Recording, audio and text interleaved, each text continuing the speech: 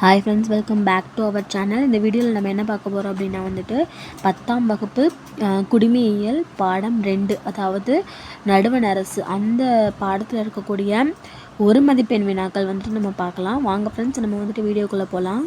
First பாருங்கள், சரியான விடையை தேர்ந்தெடுக்கவும் கேட்டிருக்காங்க. நடுவண் அரசின் அரசியலமைப்பு தலைவர் டேஸ் ஆவார் அப்படிங்கிறாங்க.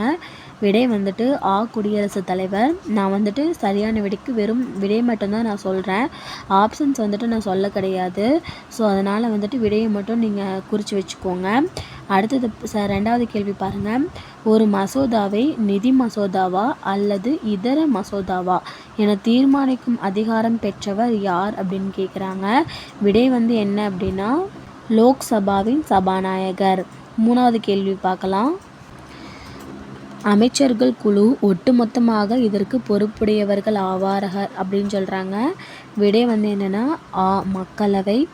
அடுத்தது லோக்சபா தேர்தலில் போட்டியிட தேவையான குறைந்தபட்ச வயது என்ன அப்படின்னு கேட்குறாங்க. விடை 25 வயது. நெக்ஸ்ட் கொஷினு, இந்திய மாநிலங்களின் எல்லைகளை மாற்றி அமைக்கும் அதிகாரம் பெற்றவர் அல்லது பெற்ற அமைப்பு என்ன அப்படின்னா நாடாளுமன்றம். அடுத்தது ஆறாவது கேள்வி. கீழ்காணும் எந்த விதியின் அடிப்படையில் குடியரசுத் தலைவர் நிதி நெருக்கடி நிலையினை அறிவிக்கிறார் அப்படிங்கிறாங்க.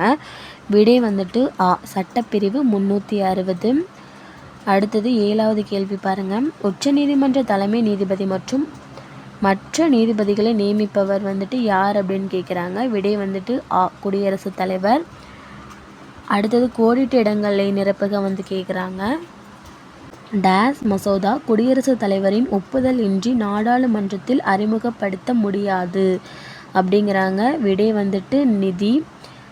அடுத்தது டேஸ் நாட்டின் உண்மையான தலைவராகவும் நாட்டின் முக்கிய செய்தி தொடர்பாளராகவும் செயல்படுகிறார் அப்படிங்கிறாங்க. விடை பிரதம அமைச்சர். அடுத்து மூணாவது கேள்வி. டேஸ் அலுவல் வழியில் மாநிலங்களவையின் தலைவர் ஆவார் அப்படிங்கிறாங்க. விடை துணை குடியரசுத் தலைவர். அடுத்தது நாலாவது கேள்வி.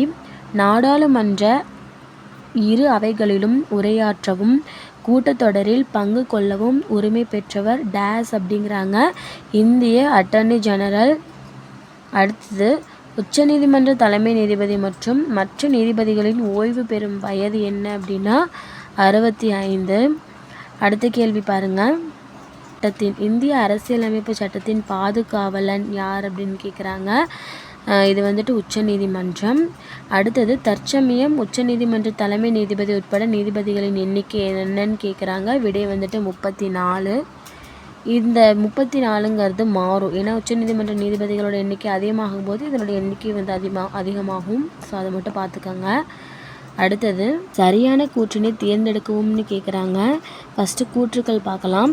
மாநிலங்களவையின் மொத்த உறுப்பினர்களின் எண்ணிக்கை 250. இலக்கியம், அறிவியல், கலை, சமூக சேவை ஆகிய துறைகளில் சிறந்த அறிவு மற்றும் அனுபவம் பெற்ற 12 நபர்களை மாநிலங்களவைக்கு குடியரசுத் தலைவர் நியமிக்கிறார் அப்படிங்கிறாங்க. தேர்ட் ஒன், மாநிலங்களவை உறுப்பினர் ஆவதற்கு 30 வயதுக்கு குறைவாக இருத்தல் கூடாது அப்படிங்கிறாங்க. அடுத்தது மாநிலங்களவை உறுப்பினர்கள் நேரடியாக மக்களால் தேர்ந்தெடுக்கப்படுகின்றனர் அப்படிங்கிறாங்க. ஸோ இது 4 கூற்றுலே சரியானது என்ன அப்படின்னா விடை அதாவது 1, 2 மற்றும் 3 சரியானவை.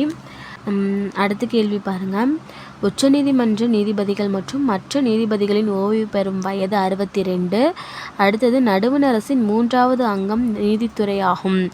அடுத்தது அடிப்படை உரிமைகள் தொடர்பான வழக்குகள் உச்சநீதிமன்றத்தின் மேல்முறையீட்டு அதிகாரங்களுக்கு உட்பட்டது.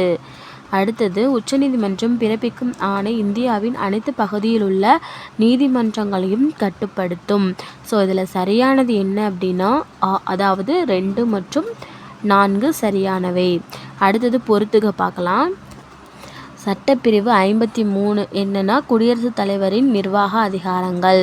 சட்டப்பிரிவு 63 துணை குடியரசுத் தலைவரின் அலுவலகம். சட்டப்பிரிவு 356 மாநில நெருக்கடி நிலை. சட்டப்பிரிவு 76 இந்திய அரசின் தலைமை வழக்கறிஞர் அலுவலகம். சட்டப்பிரிவு 352 உள்நாட்டு நெருக்கடி நிலை. இந்த தலைப்பில் இருக்கக்கூடிய ஒரு மதிப்பெண் வினாக்கள் எல்லாமே முடிஞ்சிருச்சு ஃப்ரெண்ட்ஸ். கண்டிப்பாக இந்த வீடியோ உங்களுக்கு யூஸ்ஃபுல்லாக இருக்கும்னு நினைக்கிறேன். உங்களுக்கு பிடிச்சிருந்துச்சு அப்படின்னா நம்மளுடைய சேனலை சப்ஸ்கிரைப் பண்ணுங்கள். ரொம்ப பிடிச்சிருந்துச்சு அப்படின்னா உங்கள் ஃப்ரெண்ட்ஸ் அண்ட் ஃபேமிலிக்கும் ஷேர் பண்ணுங்கள். So thanks friends, thanks for வாட்சிங்.